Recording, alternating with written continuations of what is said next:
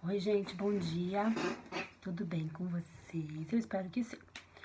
Gente, seguinte, então, assim, conforme eu tô toda semana passando um roteiro, tá? Depois de darem uma olhada no vídeo, leiam o roteiro para ajudar a fixar esse conteúdo que eu tô sempre passando nos vídeos. Então, no roteiro vai ter esse conteúdo que eu tô passando aqui, mas para ficar um pouco mais, vocês conseguirem absorver melhor essa questão do conteúdo. Então, assim, na última aula, eu pedi só pra vocês fazerem uma leitura das páginas ali finais ali do capítulo 5, né? Já estamos na apostila 2, parte de física, quando a gente voltar para a sala de aula. E aí, antes disso, a gente tinha visto o quê? Os modelos, como é que se deu a construção dos modelos, da construção de qual que é o formato de um átomo. Relembrando, o átomo, menor unidade da matéria, né? A menor partícula que constitui a matéria. A matéria é tudo que está ao nosso redor, né? Nós somos constituídos de células, mas dentro das células tem o quê? Água, sais, né? Então, tudo é constituído por matéria, tá? De seres vivos aos objetos, né? Aos materiais. Então, assim, as pessoas queriam entender, os cientistas queriam entender o que é o átomo, como é que é a forma dele. Então, o que a gente viu nas outras aulas? Ao longo da história, né, à medida que também foi sendo desenvolvida a ciência, modelos de átomos foram sendo elaborados e desenhados e descobertos. Então começou lá pelo Dalton, aí foi para o modelo do Thomson, aí depois o Rutherford, daí o modelo de Bohr, que ainda está sofrendo. Lembrem disso, a ciência é uma coisa constante, né, à medida que novas teorias, novas descobertas vão sendo implementadas, enfim, né, vão sendo elaboradas novas leis, a ciência também vai se construindo e se transformando diante dessas descobertas. Então, lembrando do modelo do Bohr, que até então é o último, que já está sofrendo alterações, né, por conta de novas descobertas, o que foi estabelecido pelo Bohr? Que tinham níveis de energia. Um átomo ele tem níveis de energia. Eu descrevi para vocês começarem a entender, a facilitar esse processo de compreensão, que é o que são camadas. Os níveis de energia são camadas. Então, os átomos eles possuem esses níveis de energia disponíveis para os elétrons. Que coisa louca, o que é?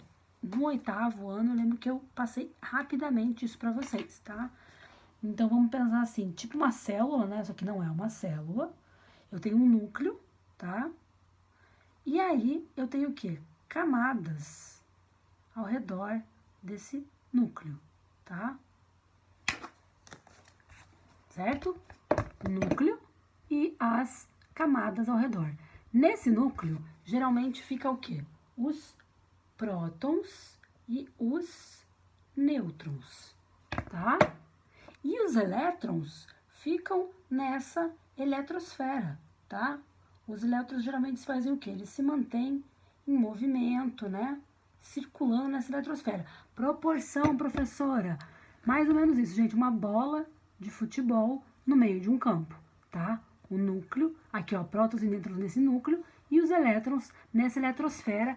A eletrosfera, ela fica distribuída em camadas, em níveis de energia, tá? Então, cada nível de energia apresenta uma quantidade máxima determinada de elétrons. À medida que os níveis de energia, as camadas vão ficando mais afastadas do núcleo, essa energia é maior, tá? Um átomo de um elemento químico pode ter até 7 camadas.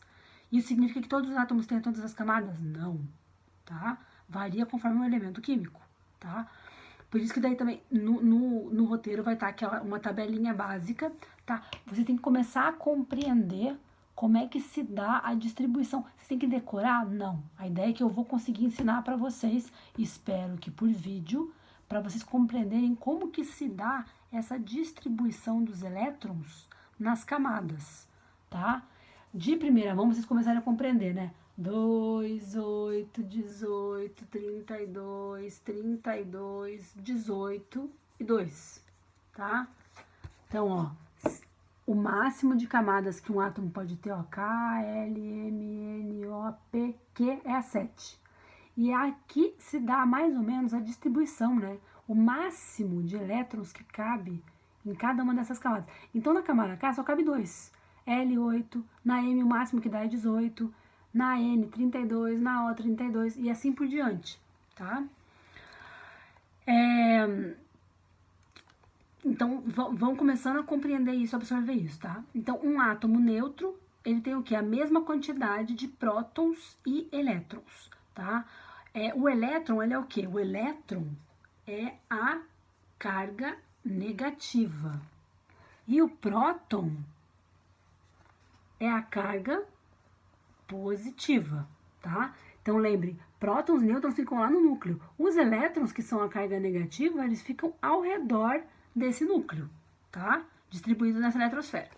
Então, um átomo carregado positivamente, quando ele é carregado positivamente, né, porque também tem isso, os elétrons que estão em constante movimento, eles podem sair dessa última camada do átomo e ir para outro elemento químico, ir para outro átomo, tá? Eles têm essa possibilidade, que eu já vou tentar explicar para vocês, tá? Então, assim, quando um átomo, tá? Pensa que agora aqui tem outro átomo, tá? Aqui tem outro átomo com a eletrosfera. Até vou apagar aqui para facilitar o processo.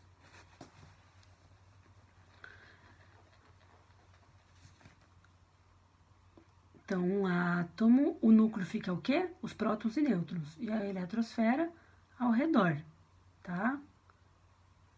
Lembrando que, ó, veja, por exemplo, ó, aqui é um outro átomo, certo? Ó, esse átomo, ele já tem, ó, 1, 2, 3, 4 camadas. Esse aqui tem 1, 2, 3. Então, esse átomo tem 3 níveis de energia. Esse átomo tem 4 níveis de energia.